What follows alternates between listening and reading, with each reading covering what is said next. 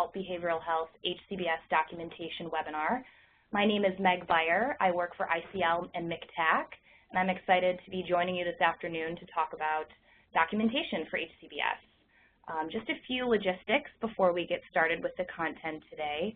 As those of you who have joined us before know, all of this webinar will be recorded, and along with the slides, it will be posted on the MCTAC website. So if afterwards you'd like to review the slides and the content, I would suggest everyone visit MCTAC.org, that's MCTAC.org, to find the recorded webinar and slides. Also, as MCTAC will be doing a lot of technical assistance, as we have done in the past and will continue to do, I would suggest everyone register for the MCTAC listserv so that you can be kept in the loop on all of the updated trainings and events and webinars that we might be having.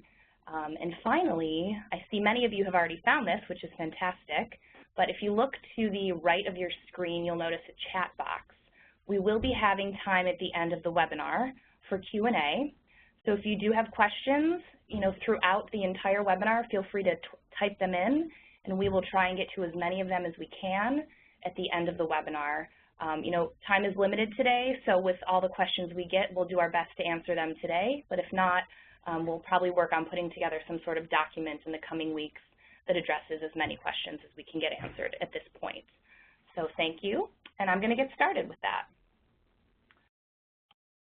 Okay. So MCTAC is the Managed Care Technical Assistance Center. For those of you who might not know this, MCTAC is a training, consultation, and educational resource center that offers resources to all mental health and substance use disorder providers across New York State. Our goal is really to provide training and intensive support on quality improvement strategies, including business, organizational, and clinical practices, to achieve the overall goal of preparing and assisting providers with the transition to Medicaid managed care. So who is MCTAC? MCTAC is really founded out of a strategic partnership between the McSilver Institute for Poverty Policy and Research, which is housed out of the NYU Silver School of Social Work, and CASA. And finally, MCTAC also has many strategic partners across the state of New York with expertise in various areas, and these are some of our partners and their logos that are included on this slide. So with that, I'm going to pass along the presenter title to Brenda Harris-Collins and Doug Ruderman. So Brenda and Doug, if you want to take a few seconds to unmute yourselves, I will be happy to advance the slides for you. You just let me know when you want to move ahead. And with that, it's all yours. Okay, and Doug is unmuting himself. And thank you for having us to present today on adult behavioral health and HCBS and documentation. And Doug is online. Yes, how are you? Good afternoon, all. Excuse me if I do clear my throat every now and then. I kind of have a scratchy throat.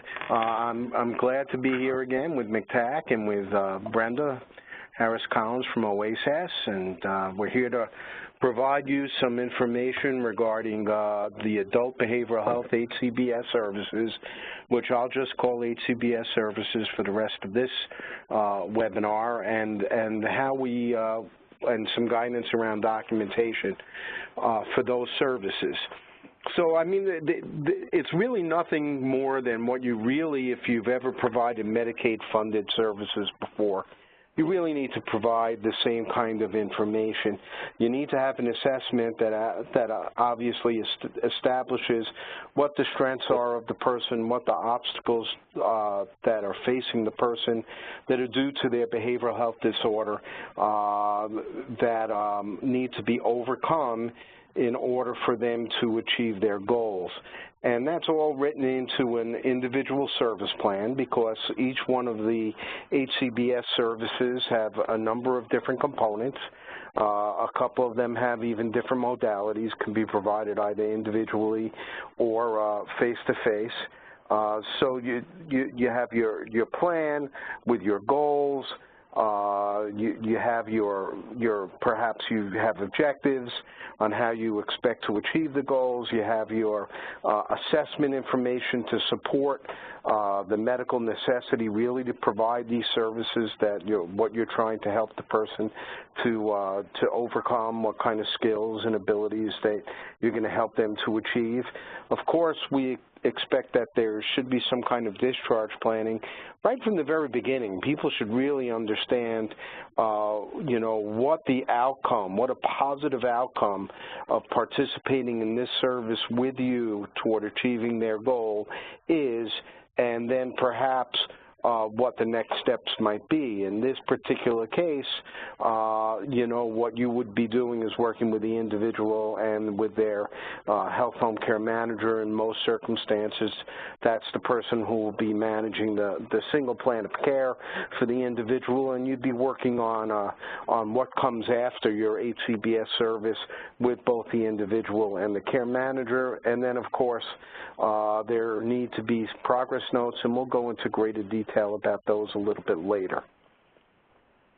Next slide, please. Documentation, okay.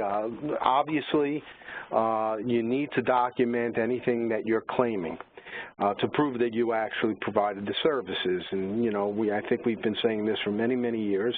When I was a provider, I used to say this: if you didn't document it, it didn't happen.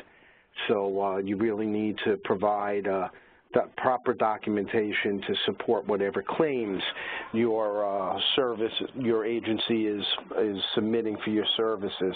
But more so, it's really a tool to provide and manage quality of care and outcomes of care. So your record is really like a book. Why is the person coming to you and participating in the services? You're setting up the theme of your service, how it's going to begin, what goals the person has, what are the different things that you're going to help that person by providing with them or for them, and then what the outcomes will eventually be. And records, of course, then can be reviewed by people from the various state agencies that are monitoring these programs. Could be reviewed by the health home, who's obviously going to be receiving whatever your particular plan of care is for an individual, and the MCO and HARPs who will be using information you provide them for authorization, but they also have the ability to come in and do a site visit and take a look at your records as well. We certainly want to support what we think is the best practice regarding documentation, and that's concurrent documentation. And for those of you that are unfamiliar with it, in a sentence, it's basically you're sitting down with the person during the course of service, and you're going through the documentation. You're writing the plan together, you're writing the progress note regarding what you just did, so there are no surprises and there are no secrets between you and the person, the individual that you're serving. And what is a benefit of this is it's part of the service time. So if you choose to do concurrent documentation, it's all part of the service that you're providing to that person at that particular time. We say here, upon request, documentation must be shared with the recipient. And again, if you're using concurrent documentation, when they take a look at that documentation, they won't be surprised by anything that they see in there, because they participated in completing all of that information. And then you can share documentation with others, and Brenda will be talking in a moment a little bit more about confidentiality. And then the last bullet here, HCBS providers designated for and delivering more than one service to any one individual needs to create a separate record for each service delivered to the same person. So this these HCBS services collectively are not a single program. Each one of them is an individual service. Each one of them is going to require a service-specific assessment. Each one of them is going to require its own service-specific plan, and each one of them is going to require its own individual record. Now, we're not saying that the record, let's say if it's an electronic health record, can't be kept in a single database as long as you can pull out the information that's specific to each record would probably be fine. But I think we talk a little bit about that a little bit further down the line. So this is really just to set it up. And next slide, please. Oh, storage of information, obviously, hard copy, which most people probably have moved beyond hard copy, but you can also maintain records electronically, and either way, you must these must be stored securely. Next slide, please. Brenda, here you go. I'll hand it over. Okay. Thank you, Doug. So confidentiality. Confidentiality is extremely important to protect the participant in being provided services in a particular way. And confidentiality, patient information is protected by 3 rules, especially for the substance use disorder individuals. They're protected by the 42 CFR Part 2. And this requires notification of confidentiality, that they must be notified that their confidentiality must be protected. There's consent forms that have to be signed in order to release any information that the person is even a part of the receiving services from you, and there is information regarding prohibition of redisclosure. And there's going to be further training around confidentiality because this is extremely important to this process and how you're able to communicate amongst those that you need to communicate with. And we do not want any interruption in communication, so right from up front we want to address confidentiality. The next rule that patient information is protected by is the HIV rule, the 14 NYCRR, the non-disclosure of HIV-related information, and this requires a special release in order to release any, disclose any information about a person's HIV status. And then the third rule most of us know is the HIPAA. Even when we go to our own physician and doctor, there's HIPAA regulations that we have to sign. And so patients are protected and their information is protected by HIPAA. And these are recent federal rules covering all health-related information, and it protects the confidentiality of patient information and provides for security of patient information. So one of the things that you're going to hear later on when we do some further training is that, you know, we have all of these rules, so which ones maybe supersede others, but mainly these rules, especially the 42 CFR Part 2 and the HIPAA, they cover a lot of the same material, but the most stringent rule is the one that stands first. Most of these rules really come into place to protect the stigma around issues with persons who have substance use disorders. That's what the 42 CFR Part 2 was designed to also help protect those individuals, and that they may not be stigmatized. So that is something that's really important, especially to those participants that may be coming to you who have substance use disorder. Next slide. And okay, I just wanted to mention.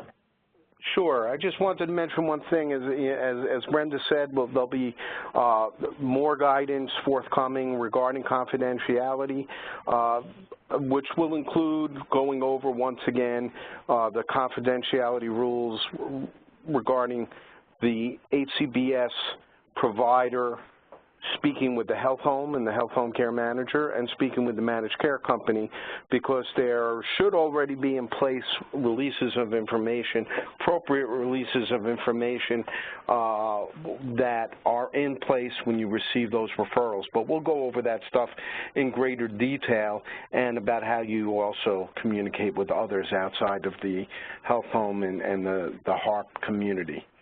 So next slide, please.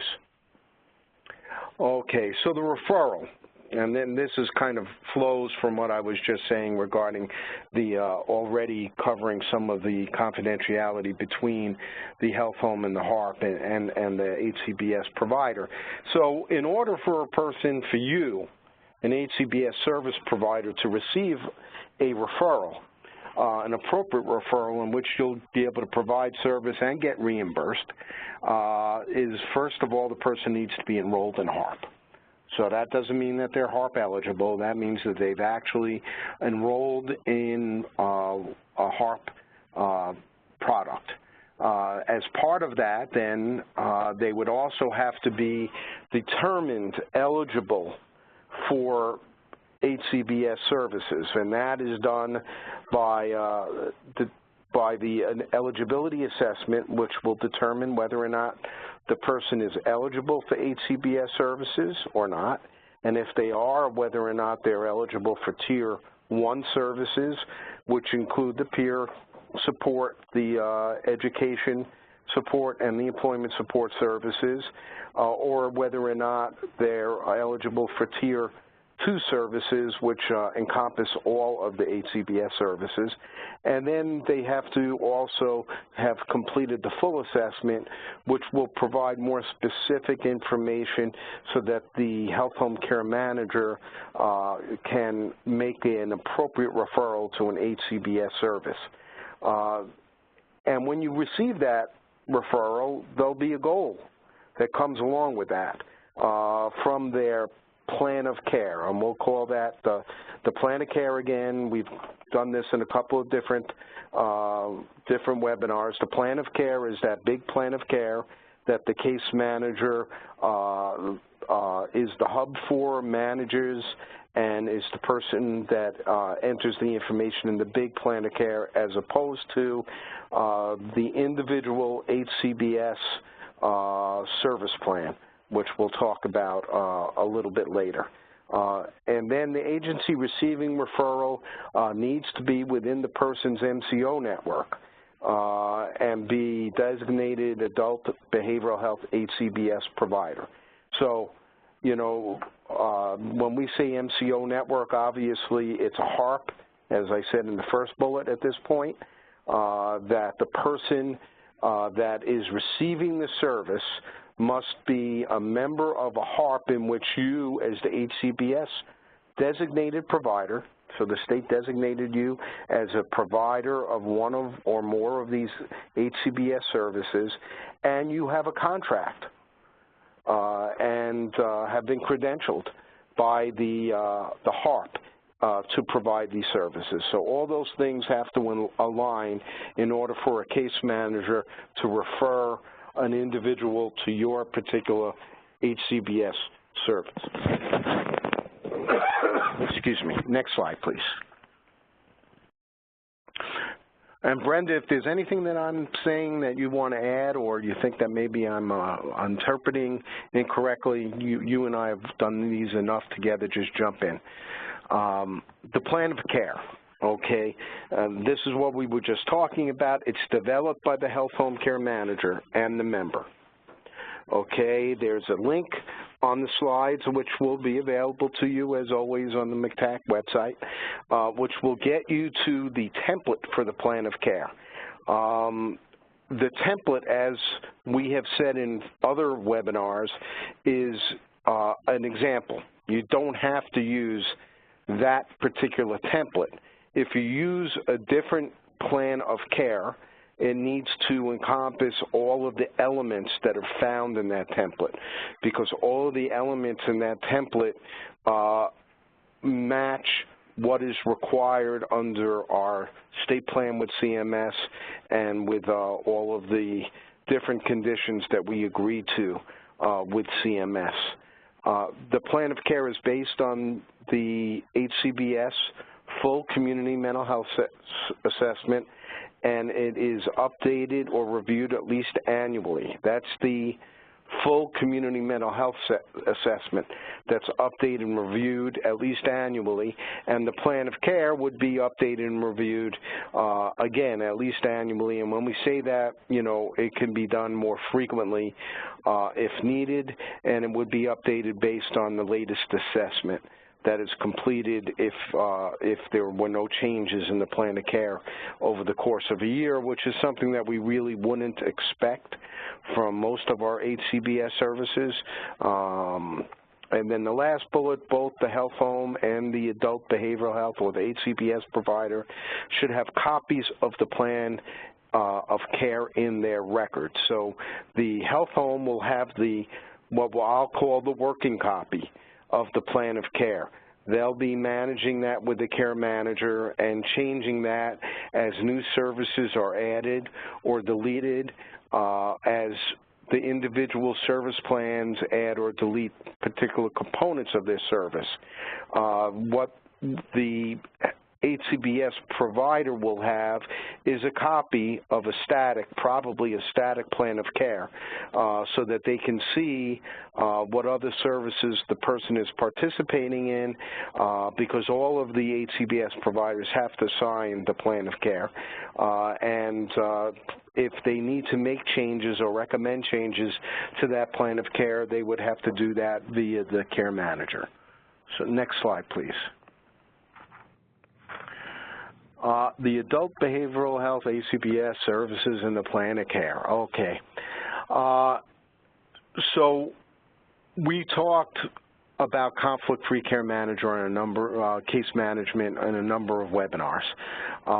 And the conflict-free piece comes into play when you're selecting amongst a number of different designated HCBS providers who have contracted with a particular HARP plan. So I'm sitting with an individual. We've determined that the person could benefit from peer services. And there's 4 different entities in the area that have been designated to provide peer services that are contracted with the person's HARP program. How do you decide with the person? How does that person choose? And it's got to be an informed choice. So this is where you have to be careful that, especially if you're an agency that is operating both a case management program and an HCBS service, that there is no way that it looks like you're directing people, steering people to your own service. Your care managers need to provide fully informed choice of all the eligible providers that are in their area. I know that the documentation says at least 2, but we would prefer that they should describe all of them that are in reasonable proximity. And then can research with the person why one service provider may be more beneficial to that person or of more interest to that person than another, and then the person chooses a provider. So the potential HCBS provider, then when they receive the referral and they meet the person, they then have to perform a service-specific assessment. So at this point, the HARP has already received word that the health home care manager has done this community mental health assessment, has referred the person to a HCBS service, and you are authorized as a provider to do a service-specific assessment for each of the referrals, so that you can begin to create a plan of care, which certainly will have a recommended scope, frequency, and duration of service. Those recommendations are submitted by you to the MCO, and we're going to have another webinar at some point where close to completing authorization process that all of the HARPs agree to, in which they will be a standardized form is what we're expecting and hoping, that so that you don't have to, as an HCBS provider, provide different information to regarding your people that you're serving based on which HARP they're in. So they'll all be accepting the same form in which you'll be completing the same information. It will probably be less detailed than your full individual service plan, but it will be enough information for them to go on and authorize services beyond the assessment period, which is, as we know, 3 visits up to 14 days from the initial visit. Okay, next slide, please. Okay, the service-specific assessment. And we want all of these services to be designed to help people to achieve their goal. These are rehabilitation services. These are services that are going to help somebody to live successfully in the community and for them to obtain and maintain the supports and the life goals that they've chosen for themselves. So the assessment has to, as I said earlier, has to identify both strengths as well as barriers. So it's a strengths-based assessment because as you create the plan of care, you also want to identify what does the person already have as far as supports and knowledge and abilities and skills to help themselves to achieve their goal. And what are we going to then provide as further support for them to overcome some of the barriers that maybe have been in place that haven't allowed them to successfully achieve their goals in the past. For each HCBS service identified, the plan of care requires its own separate assessment. We talked about that earlier. Each service is unique, so each assessment has to be unique to that service. After the assessment, the HCBS provider recommends frequency, scope, and duration of the specific HCBS service and shares this information with the HARP. So we just discussed that previously also. So next slide, please. Getting MCO approval, or in this case, since they're HCBS services, it's getting HARP approval.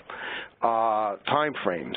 So here's what I talked about a moment ago. I know I kind of just free float around, so please excuse me if I go back and forth and, you know, I jumped the gun on some of these slides. But here's the 3 visits over 14 days from the date of the first visit to complete the assessments. You know, these will provide further information, but likely these assessment visits will be counted toward the cap, the dollar cap for these services. So it probably would behoove you to complete the assessment as quickly as possible in order to begin providing active services for your HCBS service. The provider will transmit the authorization request. That's the form that I was describing earlier that all the HARPs appear to have agreed to accept, and it's the request for authorization is being developed and forthcoming. So we should have that to you very quickly. We're close. And then the services can begin once authorization is received. So prior to authorization, all you can do is assessment and develop the service plan.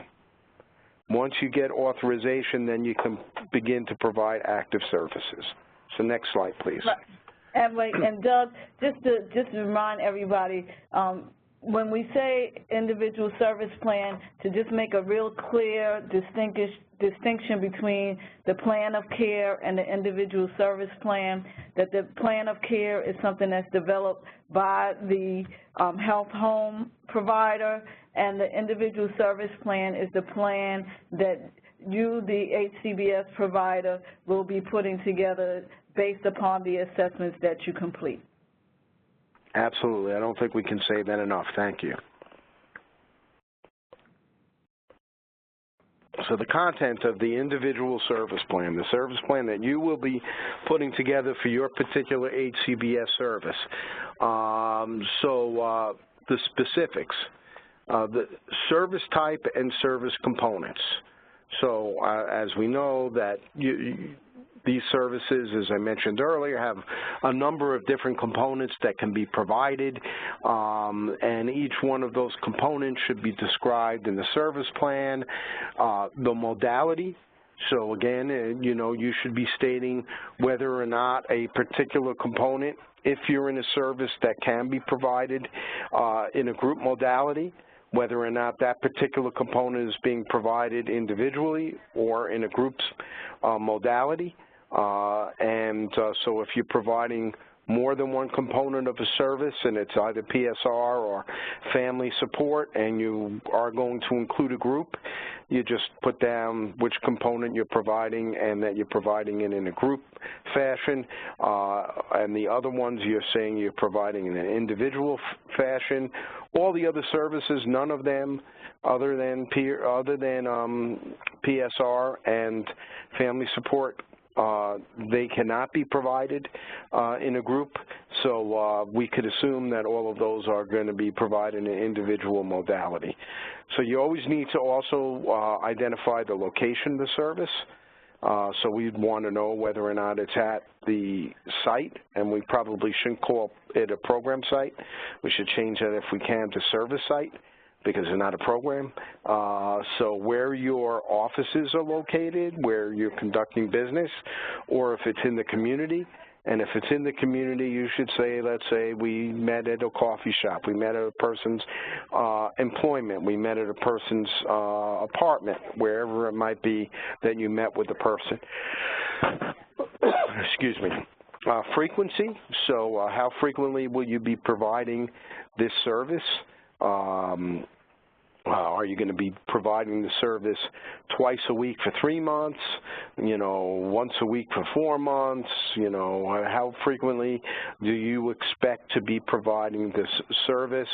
The duration is really for how long, so frequency, not to be confusing because I just confused you all, I'm sure. Frequency is how often you're going to be providing the service, and duration is how long you expect to be providing the service. And we know none of this is exact, and that's what your authorization process and concurrent review process will go through as time goes on. You'll make adjustments to the service plan. Perhaps people change their goals. They no longer need the service as long as you had originally gotten authorization for, or perhaps you haven't moved along through achieving the goal quickly as you had expected. You might have to ask for additional authorization to provide a service. And of course there's the scope, and that is whatever will be covered throughout the individual's engagement in service. So you're providing a service for a reason. The reason has to do to help the person to achieve their goal.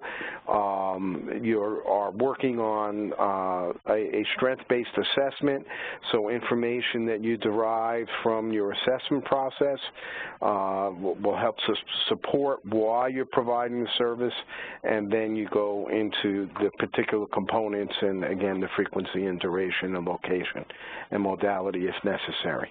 Okay. Next slide, please. Other ISP requirements, outcomes and results in measurable terms. That will help you. Not only is it necessary to do it, but this is very important as you go through your concurrent review and your authorization of the services. So you need to be able to say, just like if you went to, as Bob Myers often says, you go to rehabilitation because you injured your shoulder, and they're finding out that your range of motion in the beginning, before you started rehabilitation, is 20%. The expectation is that they can get your range of motion back to 90%. So you have to show how you're moving toward that 90% over the course of your rehabilitation. It's the same idea here in rehabilitative services. You're going to kind of say where a person is now, where both of you think that the person, you and the individual, expect to be, and then you have to be able to set up some way to measure progress from the beginning to up until where they achieve their, you know, their goals of their service. And then the ISP must be signed by 2 people. So it must be signed at least by the person receiving the services and by the service provider. These are voluntary services. People have asked to participate in them, and that's why that person has been referred to you.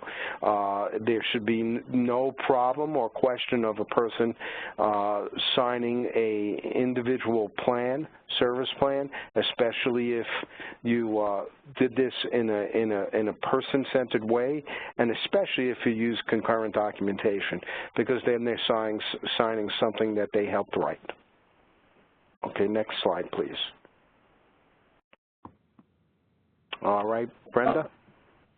Yes, so now we've talked and you've heard Doug talk about the assessment that is needed as part of the documentation. He's also covered the individual service plan, and now another part of documentation are progress notes.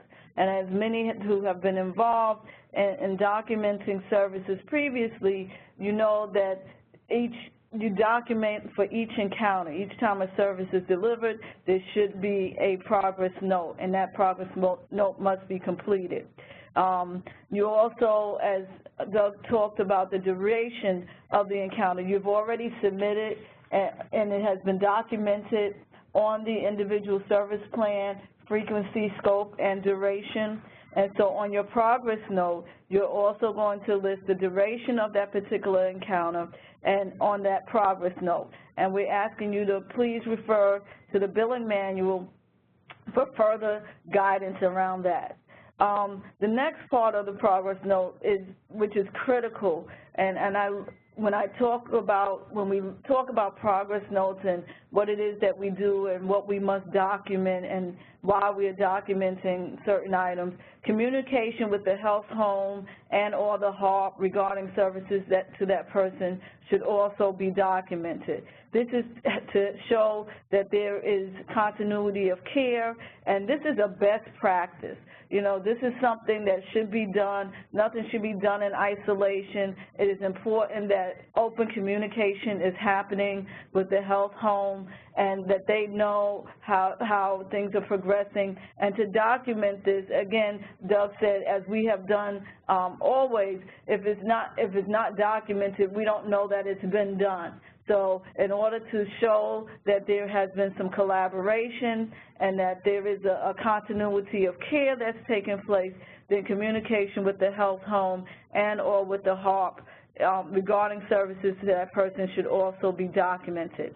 Lastly, in the progress notes, communication with other service providers or collateral should be documented as well. Here you can show the efforts that have been made to give the participant the best services that they can receive, and the coordination as well as collaboration to make sure that they're getting exactly what it is that they need.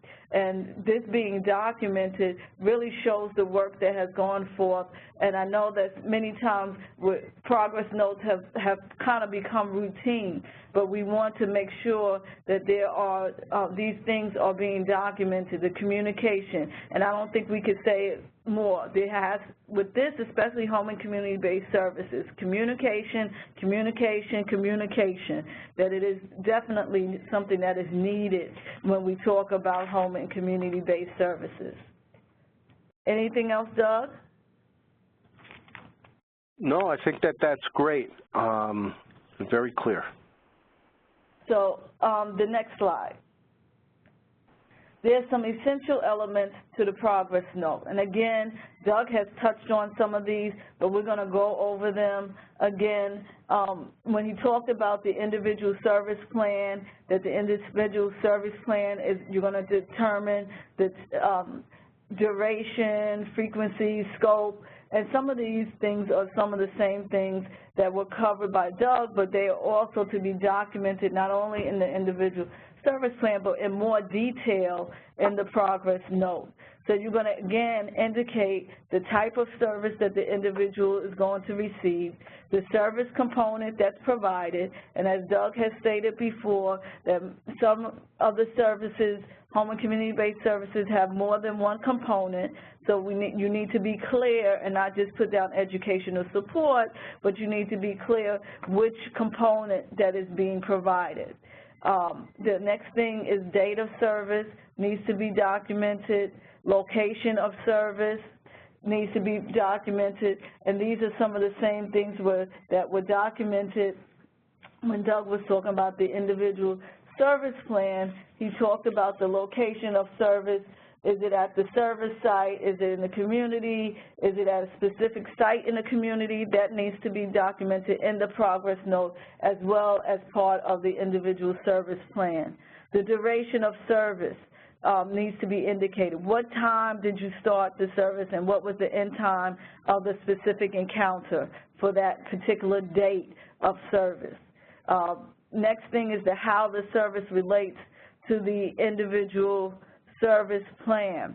And this is important because how the service relates to the individual service plan and the progress made towards the individual service plan and health home plan of care goal achievement, they kind of correlate in really addressing the specific goal, and we need to be able to see how the service really relates to that particular goal that was identified in your individual service plan, as well as is there progress being made towards the goal. And Doug talked about the fact that if a person is in need of additional time, you can indicate this is the progress that they've made, they haven't made progress as we expected, or we're achieving goals at a greater rate, and this is how this is taking place, and really take a look at how the progress that is being made towards that goal achievement.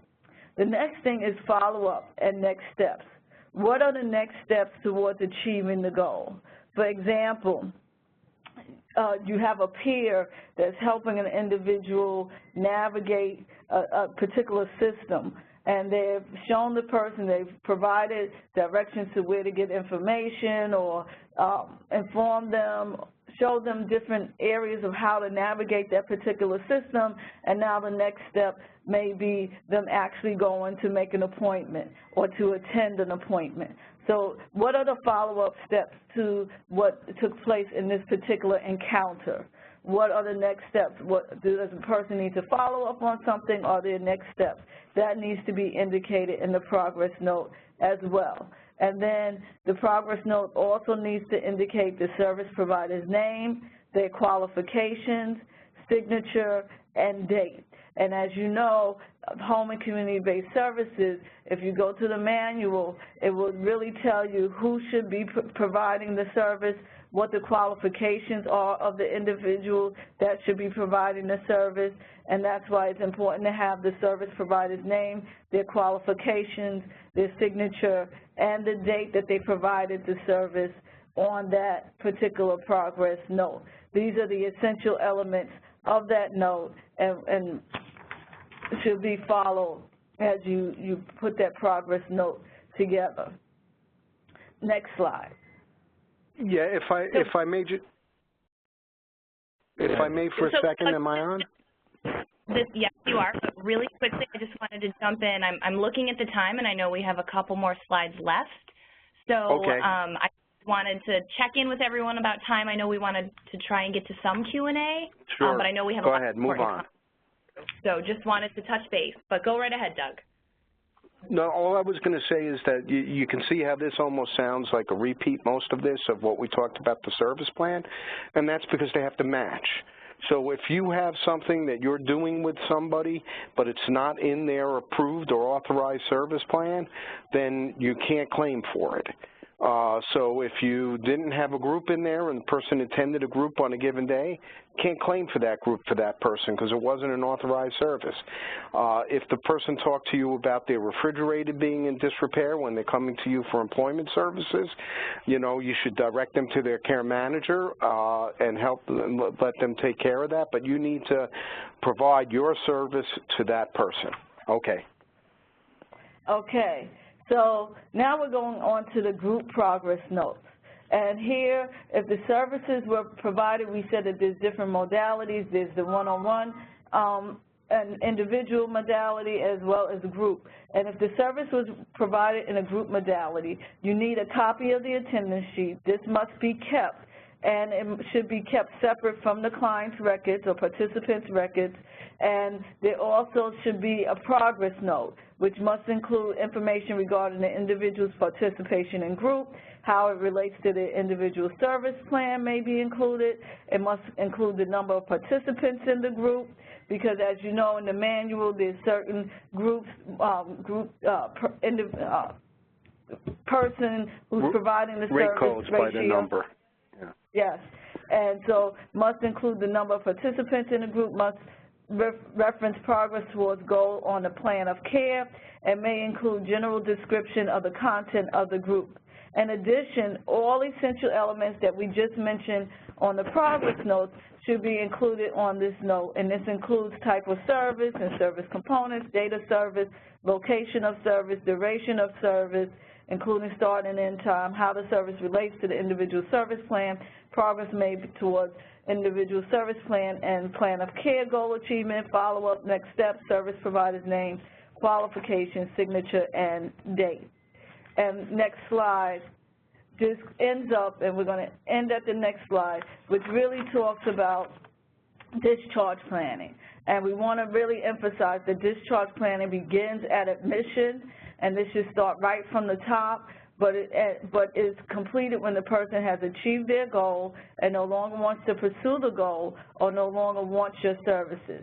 The discharge information should always be shared with the health home and the HARP provider, and the adult home and community-based service provider can recommend referrals for additional future services, but the health home care manager is responsible for making those referrals as well as any updates to the plan of care. Doug? Nope, that's great. Okay, we turn it back over. Great. So I want to thank everyone. Thank you, Brenda and Doug, for doing a wonderful job going through all of that content. This slide really just goes through the different manuals, both the HCBS manual, the HARP billing manual. There's a link to the fee schedule and rate codes. So we included this slide. When you visit our website and look at the slides there, you'll be able to click on it and go directly to these documents just as a helpful tool to have access to. And I want to thank everyone, again, for sending in all of your questions. We have a robust collection of HCBS documentation-related questions. I think we're going to be able to get through some. Before we dive into that, I just want to remind everyone that the recording of this webinar, along with the slides, are going to be posted on MCTAC's website at mctac.org. The recording itself will take maybe a day or two just to be uploaded, but the slides should be up pretty soon after. So with that, I'm going to shift to my question answering mode. And Brenda and Doug, I'm going to just start. I'll go through some of these. I think we have at least 3 pages of questions. So for those we aren't able to answer, we'll work on getting them answered and maybe try and develop a document. But the first question I have is, when the plan of care is sent to the HCBS provider, is the plan of care an uneditable document, or can it be interfaced into the HCBS provider's EHR system? And I also want to say that if the answer is more information is needed, we'll be clarifying this in the future. That is an okay answer for many of these questions. We are working through on final answers. So I'm going to pass this along to Doug and Brenda. Yeah, likely the plan of care will be uneditable, but we will get you further information because you as a HCBS service provider should not be making changes directly to the plan of care. Only the care manager should. Okay, thank you, Doug. Our next question: what specific information needs to be captured on each of the assessments?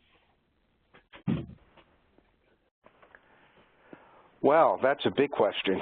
I think that each individual service will have whatever assessment tool you choose. We're not providing you with templates or standard assessment tools for each of these different services.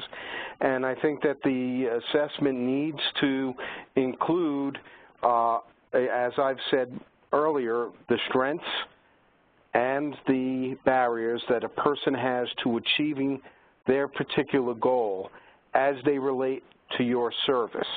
So if you're providing an employment service, you don't have to discuss their strengths and barriers regarding how they relate to their family.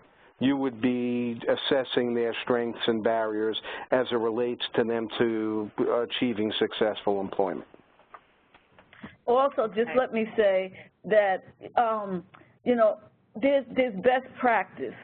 And so the providers that have been designated to provide home and community-based services are providers who have had some type of experience or have provided some similar type of service. And so you know what needs to be kept, that the name of the person should be on the assessment, the type of service, the data service, whatever is best practice is important to continue with. Okay, thank you, Brenda. Our next question is, to date, peer services have not been Medicaid billable. With certification, we will now be Medicaid billable. What documentation is going to be required for peer services to be reimbursed? And are we as a peer service provider going to be creating service plans and inputting progress notes? There's multiple questions in there, so if you need me to break that up, I can do that. No, I mean, the peer services is an HCBS service. So they will be required, those providers will be required to do everything that we just discussed in this webinar, everywhere from the assessment, individual assessment regarding what strengths and barriers they have that would require them to have peer services, you know, what components are they going to be provided, so you're going to need to create a service plan, and yes, peers are going to need to maintain progress notes and documentation, so that service is no different than any of the other HCBS services. All right, great, thank you, Doug. Next question. If paper charts are still utilized, does this mean that the member has to have a different chart for each different HCBS service, even if the services are provided at the same site? Yes. Wonderful. Each service is different. Yep. So my next question is, this is related to HARP. So the question is, who does HARP enrollment? The Health Home Agency, e-PACES? Well, who does HARP enrollment? Well, the person is already enrolled in a HARP before they ever get to your HCBS service, so I'm a little bit confused with the question. We've done webinars in the past about how people become enrolled in a HARP, that we do an algorithm with VOH, and so we can move on probably. Wonderful. Okay. Does an individual need to be referred for HCBS services by a care manager, or can they self-refer or be referred by an agency or provider? They have to be referred by a care manager. Thank you, Doug. Thank you. All right, Brenda, next jump question. in also, please. Yes, please, Brenda. Sorry. Sorry if I'm going a lightning pace. I'm going to try and get 2 more in before we close up. Do we have recommended assessments for each HCBS service? No. And I believe we answered that one already. Right. No, we don't have. Okay. When making a referral, how can care managers know which HARP plans HCBS providers are contracted with? Well, we have on I think each of our agencies' websites, we have a list of those agencies that have been designated for an HCBS service and which HCBS services they have been designated to provide. So right now, HCBS services are only available in New York City, and we are in the process, and all of you HCBS providers, we have sent you a survey that you must reply to, if you have not yet, about your status is about whether or not you're continuing to or expect to be able to provide these services right now, whether you need to be placed on hiatus status for one or more of your services, or whether you've chosen not to participate in the services. And that includes information that you have contracted with at least one HARP to provide the services. So we've had a survey out there because we want to update our data that's on our website. So that's where people can find out. They can also go to each individual HARP's website, and there should be a listing somewhere on their website of who their network is. Okay, so I want to just, with that, I think we are out of time for our Q&As. We have 5 pages filled with questions, and we're going to sort through them, try and get them answered. We'll work with our wonderful partners who are presenting today, Brenda and Doug. I want to thank everyone who joined us and just remind everyone that the presentation and recorded webinar can be found on MCTAC's website. And thank you for joining us today.